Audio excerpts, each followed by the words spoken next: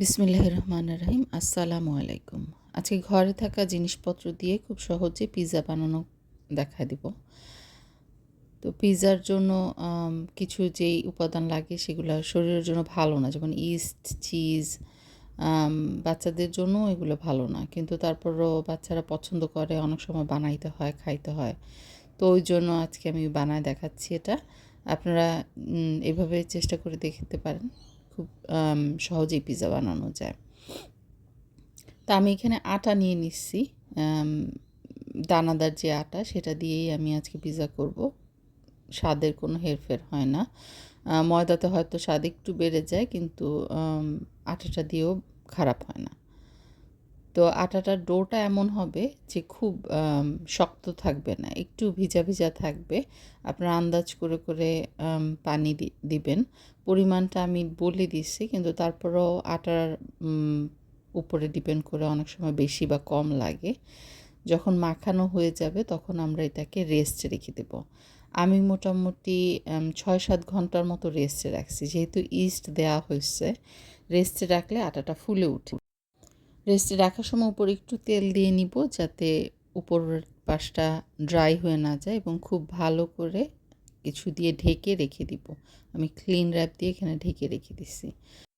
Pizza টপিংটা আজকে আমি মুরগির মাংস দিয়ে করব।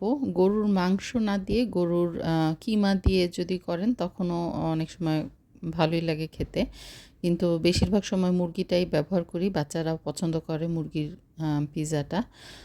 আপনারা যে কোনো কিছু টপিং দিয়ে বানায় করে দেখতে পারেন।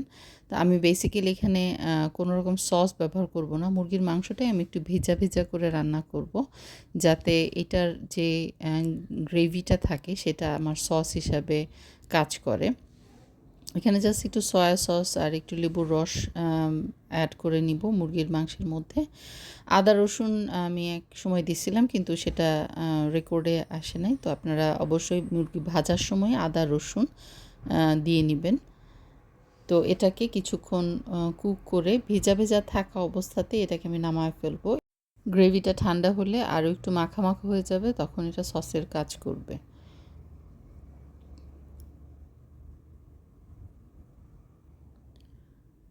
পিৎজার ডোটা ৭-৮ ঘন্টা রাখার পরে এটা এরকম হালকা ফুলে উঠছে। আমি খুব অল্প ইস্ট ইউজ করছি দেখে বেশি ফুলে নাই।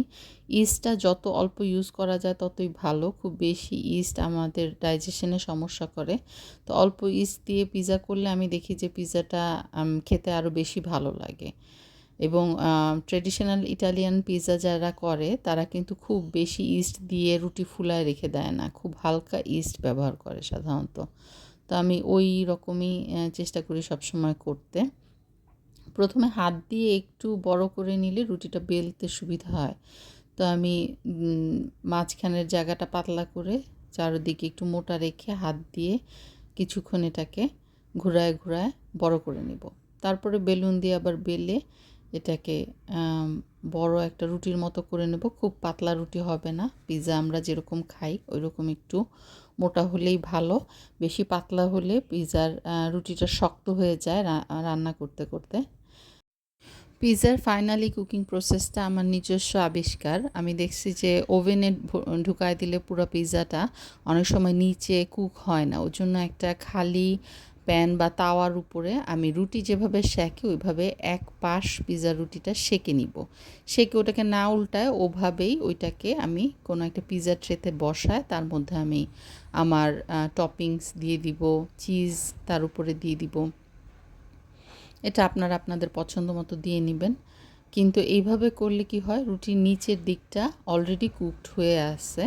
এখন আপনি এটাকে যখন ওভেনে বা গ্রিলে দিবেন তখন উপরের পাশটা খুব সুন্দরভাবে কুক হবে এবং ভিতরে কাঁচা থাকার কোনো পসিবিলিটিই থাকবে না।